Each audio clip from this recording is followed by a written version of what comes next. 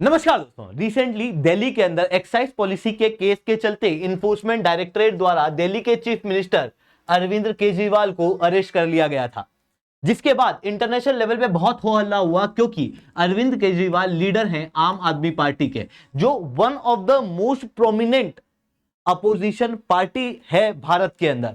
जिसके बाद इलेक्शन वाले ईयर के अंदर ही इनका अरेस्ट होना भारत के अंदर फ्री और फेयर इलेक्शन के ऊपर एक बड़ा क्वेश्चन मार्क खड़ा कर रहा था। और इसी चीज को यूनाइटेड स्टेट्स ने, जर्मनी ने हाईलाइट भी किया। इन्होंने कहा कि हम बहुत ध्यान से देख रहे हैं भारत के अंदर हो रही चीजों को, और इन्होंने यह भी कहा कि ये जो चीजें उभर के आ रही हैं इनके अंदर प्रॉपर लॉ वगैरह जो है वो फॉलो होना चाहिए। जिसके बाद जर्मनी के इनवॉय को भारत के अंदर समन भी किया गया, क्योंकि भारत के अंदर इलेक्शन का मैटर हो या भारत के अंदर रूल ऑफ लॉ का मैटर हो, यह हमारा इंटरनल मैटर है। इवन इन्फोर्समेंट डायरेक्टरेट ने जो अरविंद केजरीवाल को अरेस्ट किया था, उसके बाद में केस अभी कोर्ट के अंदर चल रहा है। रूल ऑफ लॉ भारत के अंदर फॉलो हो रहा है, तो ये एक ऐसा मैटर है जिससे यूएस का कोई लेना देना नहीं, जिससे जर्मनी का कोई लेना देना नहीं, बट जर्मनी और यूएस इंटरनेशनल लेवल पे इस इशू के ऊपर भारत को क्रिटिसाइज कर रहे थे। ठीक इसी के बाद यूनाइटेड नेशन के सेक्रेटरी जनरल एंटोनियो द्वारा भी ये कहा गया कि ग्लोबल बॉडी यानी कि यूनाइटेड नेशन ये उम्मीद कर रहा है कि भारत के अंदर फ्री और फेयर एटमॉस्फेयर के अंदर वोटिंग हो, जो दर्शाता है कि दिल्ली के चीफ मिनिस्टर के अरेस्ट के बाद इन्होंने भी उसी इशू को टारगेट करने का प्रयास किया और ये बताने का प्रयास किया कि भारत के अंदर डेमोक्रेसी जो है वो पूरी तरीके से नहीं है, भारत एक वाइब्रेंट डेमोक्रेसी नहीं है। उसके ऊपर इन्होंने भी क्वेश्चन मार्क उठाए, जिसके बाद भारत के एक्सटर्नल अफेयर मिनिस्टर ने कुछ ये कहा। Spokesperson of the United Nations was asked about, in a very loaded manner, because half the problem is the person asking the question, and not the person replying to the question. So the United Nations spokesman said something to the effect, in India, like in any other country, we hope the democratic process will be free and fair, etc.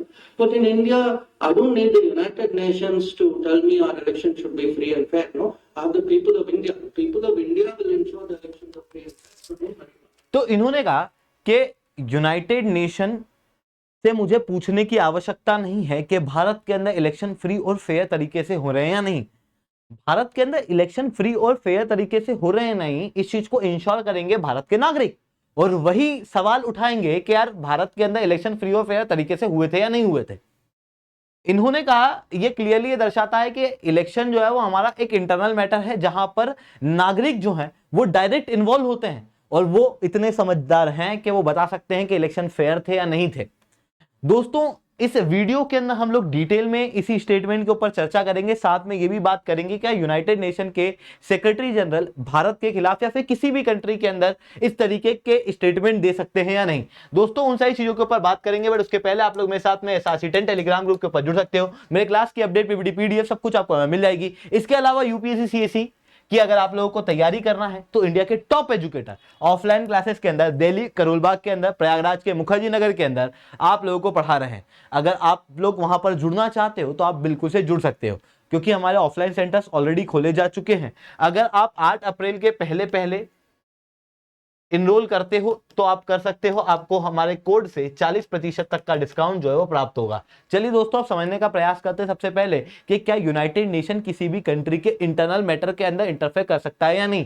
Article 2 clause 7 of United nation charter ये कहता है कि United nation के पास में कोई भी authority नहीं है कि वो इंटरवीन करे in the matter essentially with in the domestic jurisdiction of any state.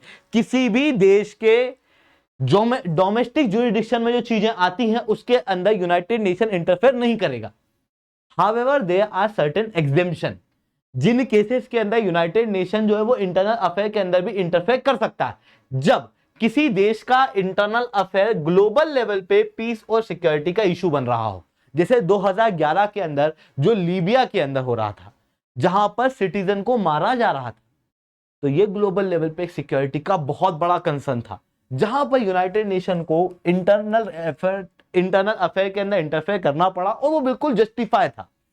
वहीं दूसरी तरफ अगर कोई सीरियस ह्यूमैनिटेरियन अब्यूज हो रहे हो, जैसे यूनाइटेड नेशन इंटरफेयर कर सकता है जिंगजियांग प्रोविंस के अंदर जो चाइना के अंदर हो रहा है उइगुर मुस्लिम के साथ, म्यांमार के अंदर जो रोहिंग्या मुस्लिम के साथ हुआ, उसके बाद यूनाइटेड नेशन ने इंटरफेयर किया, यूनाइटेड नेशन ने अपने स्टेटमेंट दिए, वहां देना सही भी है। क्यों? क्योंकि सीरियस ह्यूमैनिटेरियन क्राइसिस वहां उभर के आ रहा है। या फिर जब इशू हो सेल्फ डिटर्मिनेशन का, यानी कि कोई भी देश या फिर देश के अंदर कोई पार्ट अगर अपनी एक सेल्फ आइडेंटिटी मांगे, उसके लिए इशू उभर के आ रहे हो। फॉर एग्जांपल इजराइल पैलेस्टीन का इशू, वहां पर सेल्फ डिटर्मिनेशन का इशू है, तो वहां पर यूनाइटेड नेशन जो है वो इंटरफेयर कर सकता है। मतलब इस तरीके के ग्रेव इश्यूज के अंदर यूनाइटेड नेशन इंटरफेयर कर सकता है। यूनाइटेड नेशन इन चीजों के अंदर इंटरफेयर नहीं कर सकता जिन चीजों में अभी वो भारत के केस में करने का प्रयास कर रहा था, जहां पर इलेक्शन की बात की जा रही थी, जबकि पूरी तरीके से इंटरनल इश्यूज के बारे में पता ही नहीं है। वहीं यूनाइटेड नेशन के और भी कई सारे काम हैं जहां पर यूनाइटेड नेशन पूरी तरीके से फेल हो रहा है। For example Russia Ukraine war, ये वो जगह है जहां पर यूनाइटेड नेशन का सोल पर्सपेक्टिव, सोल काम है सिक्योरिटी को मेंटेन करना, बट यूनाइटेड नेशन यहां पे बुरी तरीके से फेल हुआ। इजराइल पैलेस्टीन के कॉन्फ्लिक्ट के अंदर भी आप देख सकते हो पूरी तरीके से फेल हुए। अफगानिस्तान के अंदर क्या हुआ, उस दौरान में भी यूनाइटेड नेशन पूरी तरीके से शांत बैठा रहा और यूनाइटेड नेशन उस समय के हो रहे डेवलपमेंट को चुपचाप देखता रहा, जिसकी वजह से कई सारे महिलाओं के अधिकार, कई सारे लोगों का ह्यूमैनिटेरियन अधिकार नष्ट होते हुए दिखाई दिए, पर यूनाइटेड नेशन वहां पर कुछ भी नहीं कर पाया। इवन यूनाइटेड नेशन फेल हुआ है अपने अंदर रिफॉर्म करने में इतने सालों के बाद भी। तो ये दर्शाता है कि यूनाइटेड नेशन के जो सोल मोटिव्स हैं, जो सोल काम है, वहां पर वो नहीं कर रहा है और दूसरे जगहों पर इंटरफेयर करता हुआ दिखाई दे रहा है। हालांकि इस चीज से इस बात को भी डिनाई नहीं किया जा सकता कि भारत के अंदर कुछ इशू जो है वो चल रहे हैं। यूनाइटेड नेशन यहां इंटरफेयर नहीं कर सकता, यूएस को नहीं करना चाहिए, जर्मनी को नहीं करना चाहिए, बट ये वो जगह है जहां पर भारतीय नागरिकों को, यानी कि आपको, मेरे को, हम सब लोगों को इंटरफेयर करना चाहिए, क्योंकि ये डेमोक्रेसी हमारी है, क्योंकि ये कंट्री हमारी है। रिसेंटली क्या हुआ कि कांग्रेस को 1700 करोड़ का नोटिस दे दिया गया, नॉट जस्ट कांग्रेस को, उसके बाद राहुल गांधी को 2 साल के लिए जेल सेंटेंस दिया गया था सूरत की कोर्ट के द्वारा डिफेमेशन केस के अंदर। और भारतीय कानून ये कहते हैं कि 2 साल से ज्यादा का किसी का भी इंप्रिजनमेंट होता है तो वो फिर अगले चुनाव में नहीं उतर सकता, उसको बैन कर दिया जाता है 5 साल तक चुनाव से। तो राहुल गांधी के ऊपर भी वो हो रहा था। हालांकि सुप्रीम कोर्ट ने यहाँ पर इंटरवीन किया और फिर कहा कि इस तरीके की चीजें नहीं होनी चाहिए, और उनके 2 साल के उस इंप्रिजनमेंट को भी यहां पर रोक लगा दी गई थी। वहीं दूसरी तरफ हेमंत सोरेन को इन्फोर्समेंट डायरेक्टरेट द्वारा अरेस्ट किया गया। वहीं जब यहां पर 1700 करोड़ का नोटिस भेजा गया था कांग्रेस पार्टी को, वहीं पैरेलली सीपीआई को भी 11 करोड़ का नोटिस भेजा गया। वहीं कई सारे ऐसे लीडर्स हैं जिनको के नाम रिलीज किए जा रहे हैं इलेक्शन के अंदर। इलेक्शन के अंदर नाम रिलीज करने के जस्ट बाद आईटी डिपार्टमेंट बहुत पुराने नोटिस निकाल के उन लोगों को भेज रही है, जहां पर क्लियरली ये दिख रहा है कि गवर्नमेंट मशीनरी का मिसयूज भी कर रही है इन चीजों के अंदर, जो कंप्लीटली एक लेवल प्लेइंग फील्ड जो है वो नहीं बनाता। अब बात आती है इलेक्शन कमीशन की। इलेक्शन कमीशन का यहां पर काम है कि गवर्नमेंट अपनी मशीनरी को प्रॉपर रूप से यूज करे, बट यहां पर यह हुआ कि इलेक्शन कमीशन के अपॉइंटमेंट के ऊपर भी डिस्प्यूट उभर के आया। हुआ कुछ ऐसा था कि जनरली किसी भी इंडिया के अंदर खास रूप से अभी 3 इलेक्शन कमिश्नर जो है वो होते हैं, मतलब एक चीफ इलेक्शन कमिश्नर प्लस 2 और इलेक्शन कमिश्नर, मैक्सिमम तो 5 तक हो सकते हैं, पर अभी हम लोगों ने 3 इलेक्शन कमिश्नर का तरीका जो है वो रखा हुआ है। भारत के अंदर इन 3 इलेक्शन कमिश्नर में से एक इलेक्शन कमिश्नर की सीट जो है वो ऑलरेडी वेकेंट थी, मतलब चीफ इलेक्शन कमिश्नर थे और एक इलेक्शन कमीशन था। इस दौरान में एक इलेक्शन कमीशन जिनका नाम था अरुण गोयल, उन्होंने रिजाइन कर दिया, जिसके बाद केवल एक चीफ इलेक्शन कमिश्नर बचे। 2 नए इलेक्शन कमिश्नर को अपॉइंट किया जाना था, गणेश कुमार और सुखबीर सिंह संधू को यहां पर इलेक्शन कमीशन के रूप में, इलेक्शन कमिश्नर के रूप में अपॉइंट किया गया।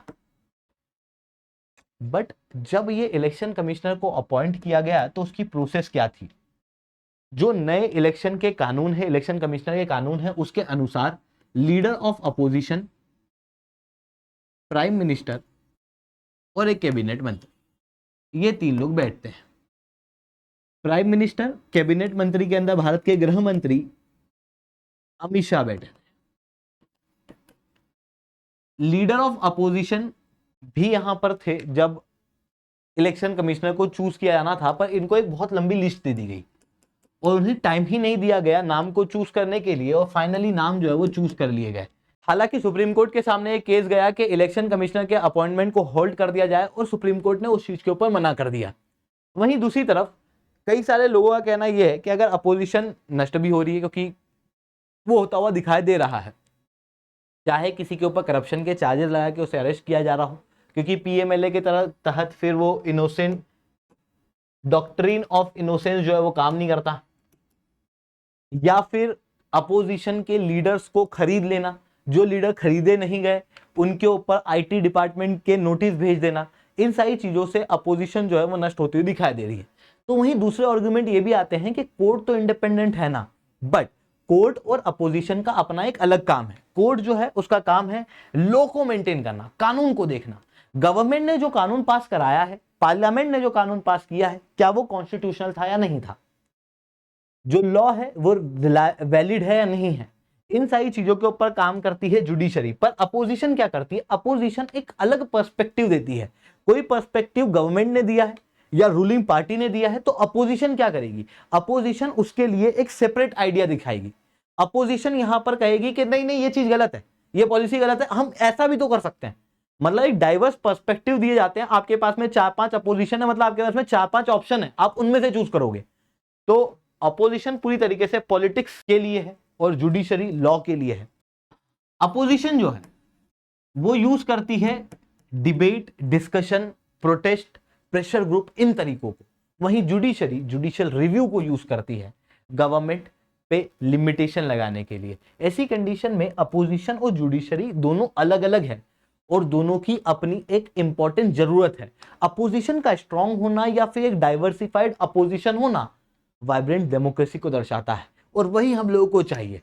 तो दोस्तों ये सारी चीजें हम लोगों को यहाँ पर देखने को मिल रही है। आई होप आप लोगों को ये सारी बातें समझ में आई होंगी। लेक्चर अच्छा लगा तो लाइक करना, लेक्चर बहुत अच्छा लगा तो नीचे 7 से 10 कमेंट करना। यूपीएससी सीएससी की तैयारी करना, इंडिया के टॉप एजुकेटर से ऑफलाइन क्लासेस के अंदर पढ़ना है तो आप बिल्कुल से अनअकैडमी के ऊपर जुड़ सकते हो। दिल्ली के करोलबाग मुखर्जी नगर के अंदर, प्रयागराज के सिविल लाइंस के अंदर ऑलरेडी हमारे सेंटर जो है वो खोले जा चुके हैं। आप बिल्कुल से उनके अंदर अपने आप को रजिस्टर कर सकते हो। इसके अलावा अगर आपको डिटेल में जानना है कि हमारे सेंटर किस तरीके से दिखते हैं तो इस वीडियो को एंड तक देखना।